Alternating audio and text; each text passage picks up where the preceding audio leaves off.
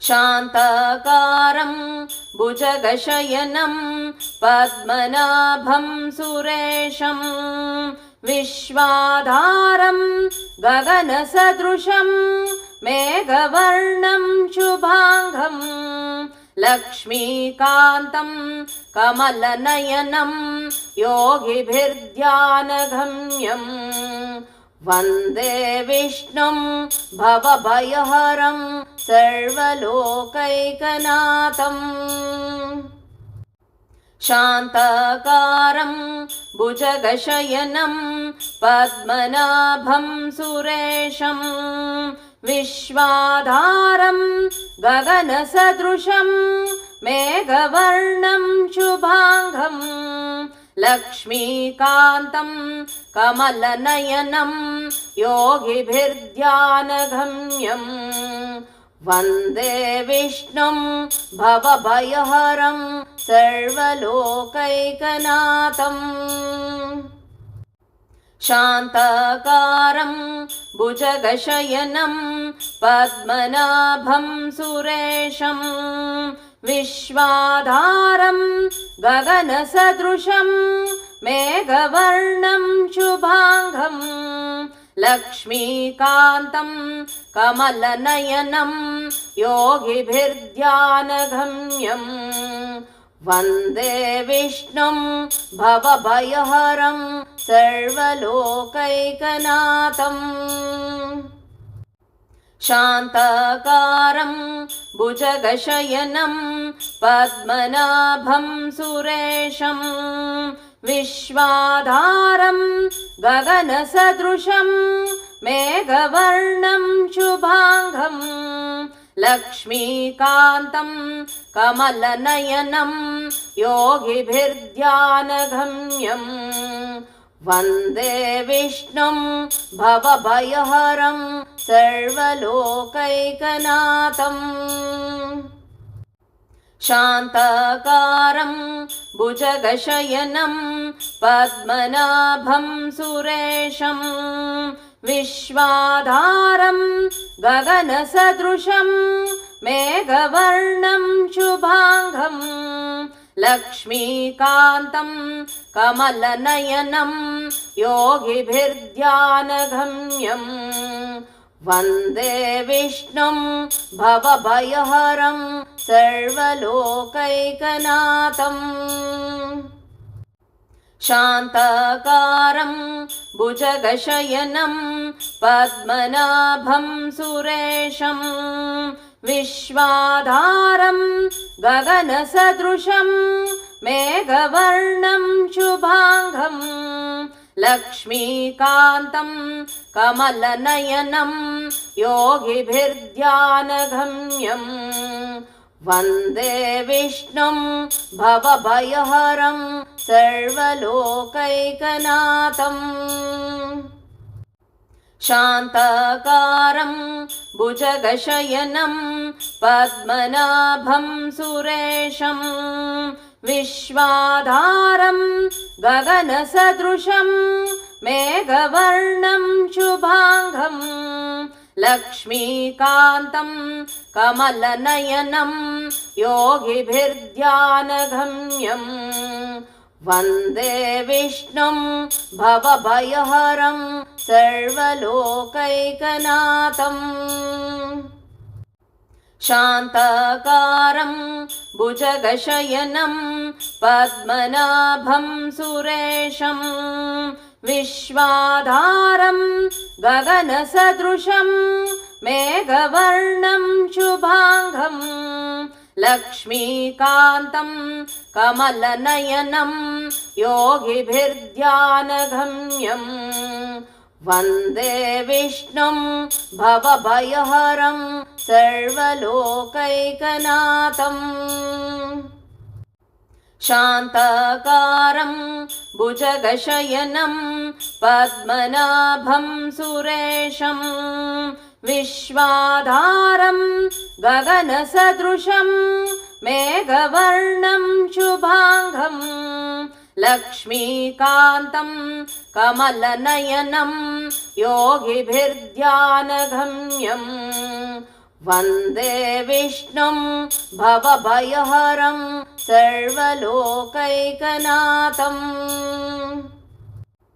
शान्ताकारं भुजगशयनं पद्मनाभं सुरेशं विश्वाधारं गगनसदृशं मेघवर्णं शुभाङ्गं लक्ष्मीकान्तं कमलनयनं योगिभिर्ध्यानगम्यं वन्दे विष्णुं भवभयहरं सर्वलोकैकनाथम् शान्ताकारं भुजगशयनं पद्मनाभं सुरेशं विश्वाधारं गगनसदृशं मेघवर्णं शुभाङ्गं लक्ष्मीकान्तं कमलनयनं योगिभिर्ध्यानगम्यं वन्दे विष्णुं भवभयहरं सर्वलोकैकनाथम् शान्ताकारं भुजगशयनं पद्मनाभं सुरेशं विश्वाधारं गगनसदृशं मेघवर्णं शुभाङ्गं लक्ष्मीकान्तं कमलनयनं योगिभिर्ध्यानगम्यं वन्दे विष्णुं भवभयहरं सर्वलोकैकनाथम् शान्ताकारं भुजगशयनं पद्मनाभं सुरेशं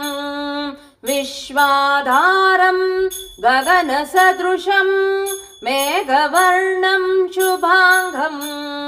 लक्ष्मीकान्तं कमलनयनं योगिभिर्ध्यानगम्यं वन्दे विष्णुं भवभयहरं सर्वलोकैकनाथम् शान्ताकारं भुजगशयनं पद्मनाभं सुरेशं विश्वाधारं गगनसदृशं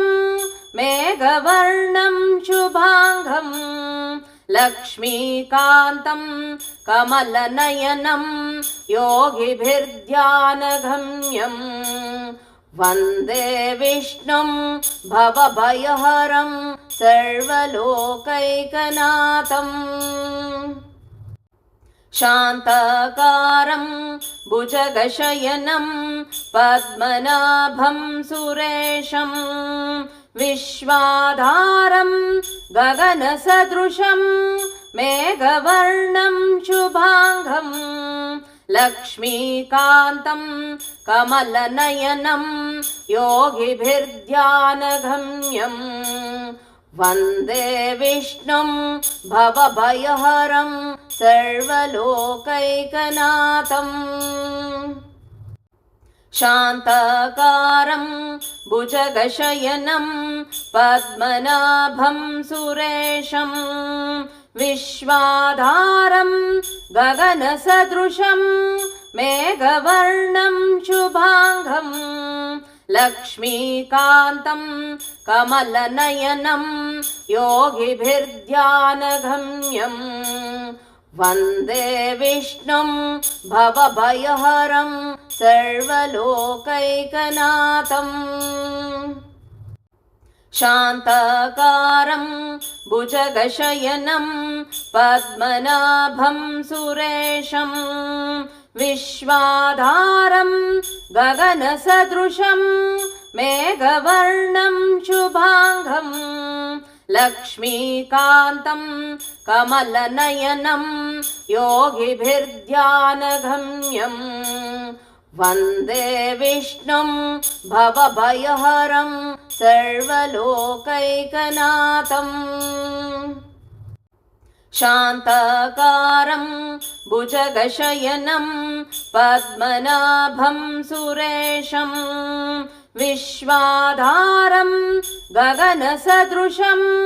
मेघवर्णं शुभाङ्गं लक्ष्मीकान्तं कमलनयनं योगिभिर्ध्यानगम्यं वन्दे विष्णुं भवभयहरं सर्वलोकैकनाथम्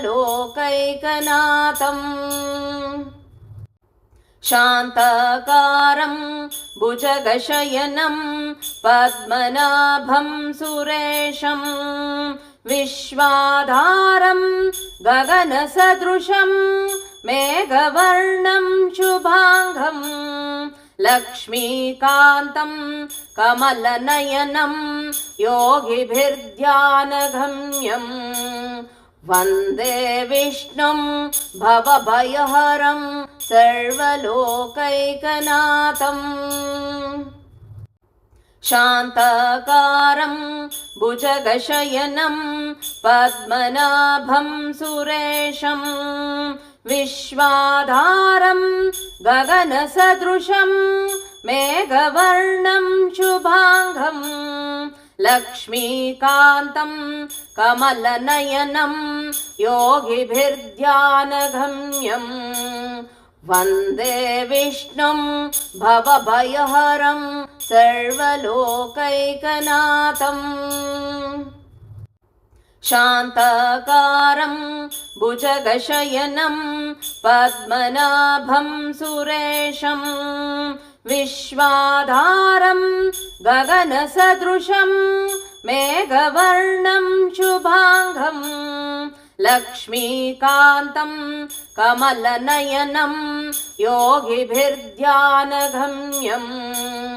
वन्दे विष्णुं भवभयहरं सर्वलोकैकनाथम् शान्ताकारं भुजगशयनं पद्मनाभं सुरेशं विश्वाधारं गगनसदृशं मेघवर्णं शुभाङ्गं लक्ष्मीकान्तं कमलनयनं योगिभिर्ध्यानगम्यं वन्दे विष्णुं भवभयहरं सर्वलोकैकनाथम् शान्ताकारं भुजगशयनं पद्मनाभं सुरेशं विश्वाधारं गगनसदृशं मेघवर्णं शुभाङ्गं लक्ष्मीकान्तं कमलनयनं योगिभिर्ध्यानगम्यं वन्दे विष्णुं भवभयहरं सर्वलोकैकनाथम् शान्ताकारं भुजगशयनं पद्मनाभं सुरेशं विश्वाधारं गगनसदृशं मेघवर्णं शुभाङ्गं लक्ष्मीकान्तं कमलनयनं योगिभिर्ध्यानगम्यं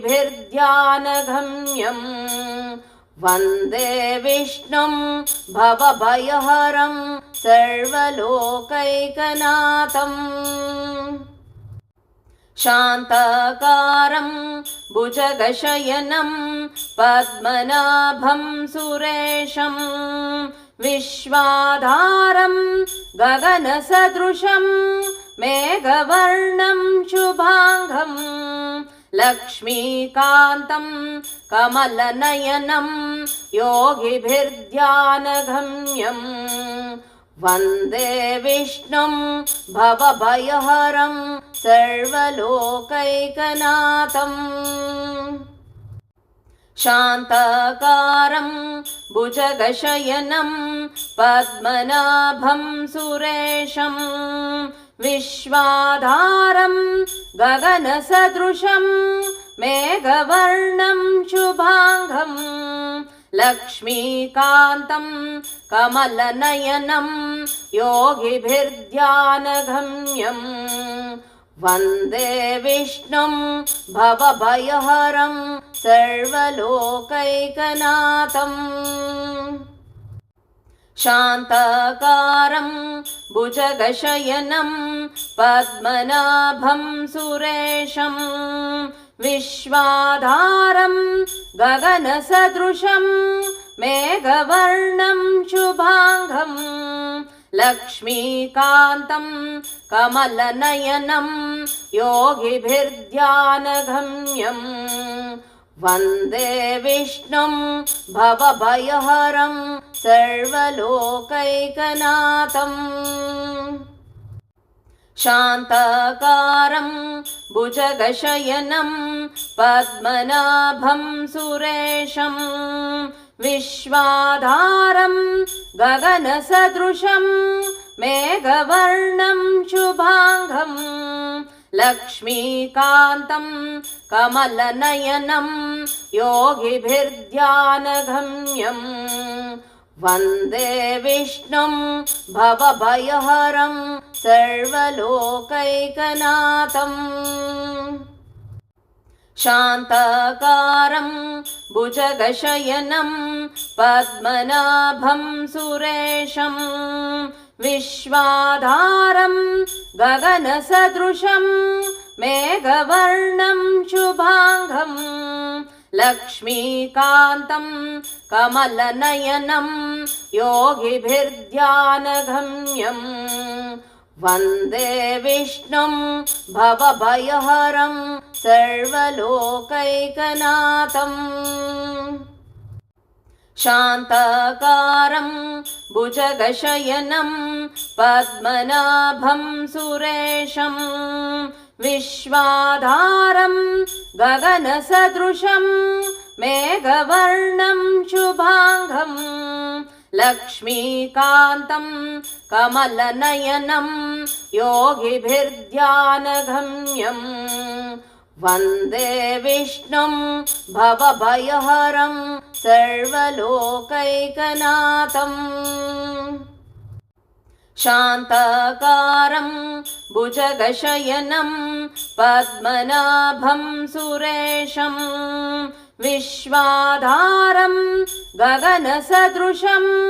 मेघवर्णं शुभांगं लक्ष्मीकान्तं कमलनयनं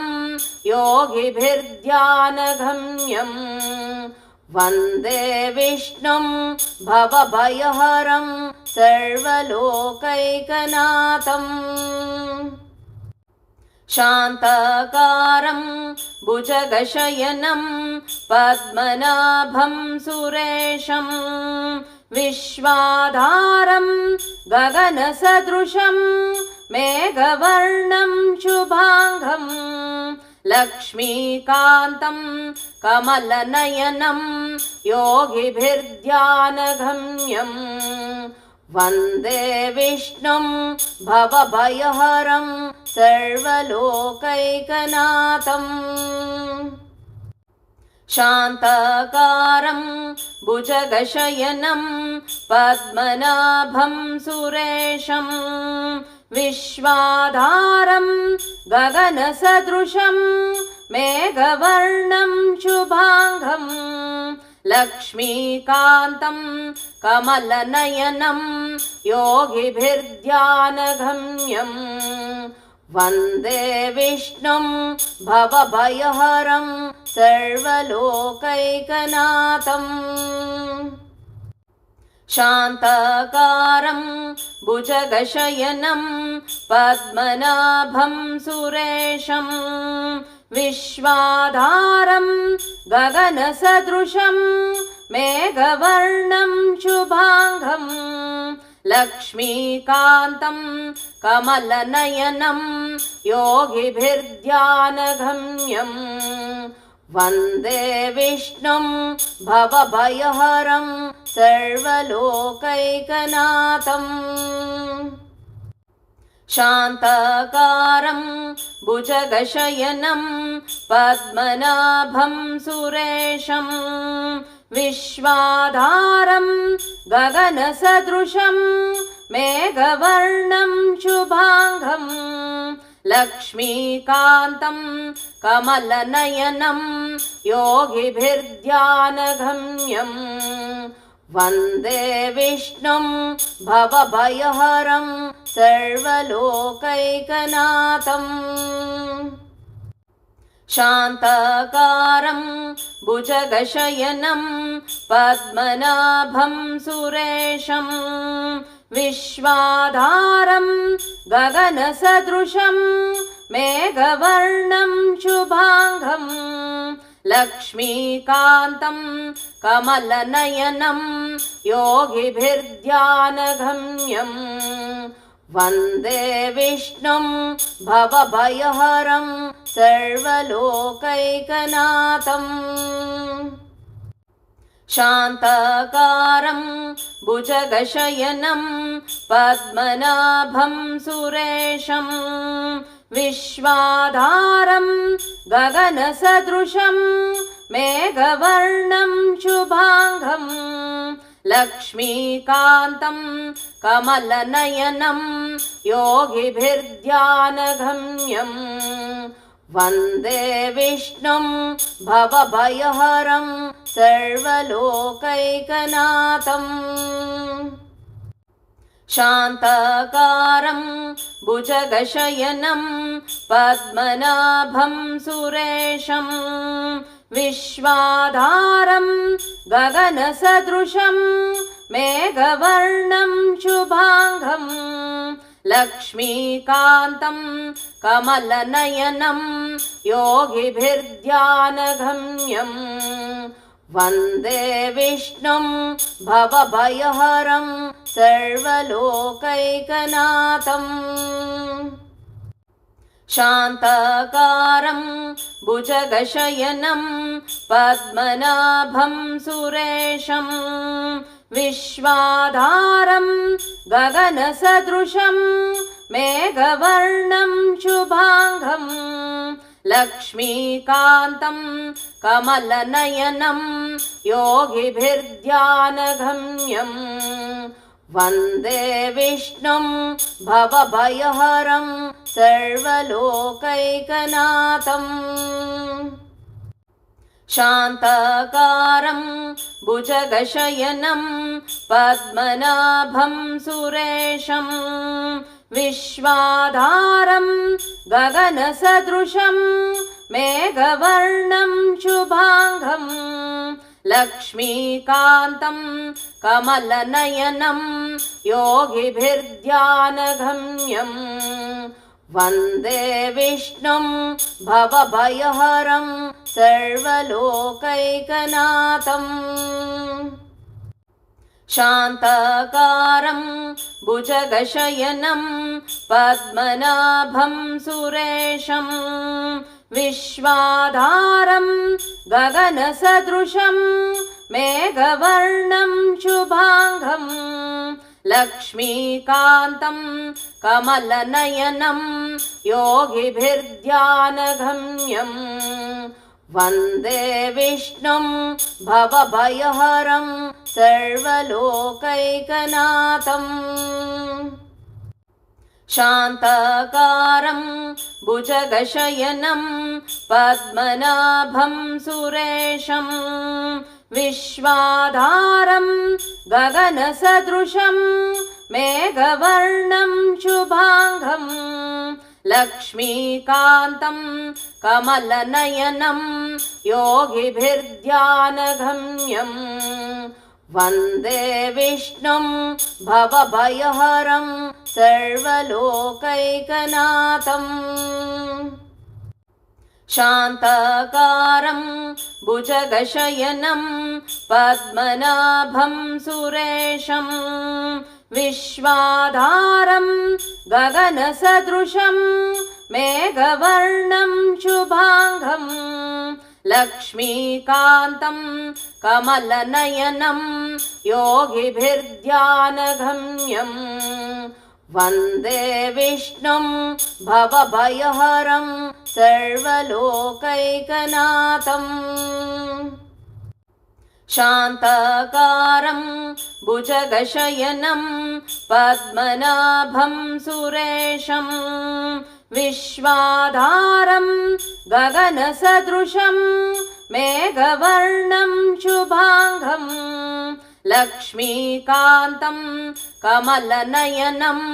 योगिभिर्ध्यानगम्यं वन्दे विष्णुं भवभयहरं सर्वलोकैकनाथम् शान्ताकारं भुजगशयनं पद्मनाभं सुरेशं विश्वाधारं गगनसदृशं मेघवर्णं शुभाङ्गं लक्ष्मीकान्तं कमलनयनं योगिभिर्ध्यानगम्यं वन्दे विष्णुं भवभयहरं सर्वलोकैकनाथम् शान्ताकारं भुजगशयनं पद्मनाभं सुरेशं विश्वाधारं गगनसदृशं मेघवर्णं शुभाङ्गं लक्ष्मीकान्तं कमलनयनं योगिभिर्ध्यानगम्यं वन्दे विष्णुं भवभयहरं सर्वलोकैकनाथम् शान्ताकारं भुजगशयनं पद्मनाभं सुरेशं विश्वाधारं गगनसदृशं मेघवर्णं शुभाङ्गं लक्ष्मीकान्तं कमलनयनं योगिभिर्ध्यानगम्यं वन्दे विष्णुं भवभयहरं सर्वलोकैकनाथम् शान्ताकारं भुजगशयनं पद्मनाभं सुरेशं विश्वाधारं गगनसदृशं मेघवर्णं शुभाङ्गं लक्ष्मीकान्तं कमलनयनं योगिभिर्ध्यानगम्यं वन्दे विष्णुं भवभयहरं सर्वलोकैकनाथम् शान्ताकारं भुजगशयनं पद्मनाभं सुरेशं विश्वाधारं गगनसदृशं मेघवर्णं शुभाङ्गं लक्ष्मीकान्तं कमलनयनं योगिभिर्ध्यानगम्यं वन्दे विष्णुं भवभयहरं सर्वलोकैकनाथम् शान्ताकारं भुजगशयनं पद्मनाभं सुरेशं विश्वाधारं गगनसदृशं मेघवर्णं शुभाङ्गं लक्ष्मीकान्तं कमलनयनं योगिभिर्ध्यानगम्यं वन्दे विष्णुं भवभयहरं सर्वलोकैकनाथम् शान्ताकारं भुजगशयनं पद्मनाभं सुरेशं विश्वाधारं गगनसदृशं मेघवर्णं शुभाङ्गं लक्ष्मीकान्तं कमलनयनं योगिभिर्ध्यानगम्यं वन्दे विष्णुं भवभयहरं सर्वलोकैकनाथम् शान्ताकारं भुजगशयनं पद्मनाभं सुरेशं विश्वाधारं गगनसदृशं मेघवर्णं शुभाङ्गं लक्ष्मीकान्तं कमलनयनं योगिभिर्ध्यानगम्यं वन्दे विष्णुं भवभयहरं सर्वलोकैकनाथम् शान्ताकारं भुजगशयनं पद्मनाभं सुरेशं विश्वाधारं गगनसदृशं मेघवर्णं शुभाङ्गं लक्ष्मीकान्तं कमलनयनं योगिभिर्ध्यानगम्यं वन्दे विष्णुं भवभयहरं सर्वलोकैकनाथम् शान्ताकारं भुजगशयनं पद्मनाभं सुरेशं विश्वाधारं गगनसदृशं मेघवर्णं शुभाङ्गं लक्ष्मीकान्तं कमलनयनं योगिभिर्ध्यानगम्यं वन्दे विष्णुं भवभयहरं सर्वलोकैकनाथम्।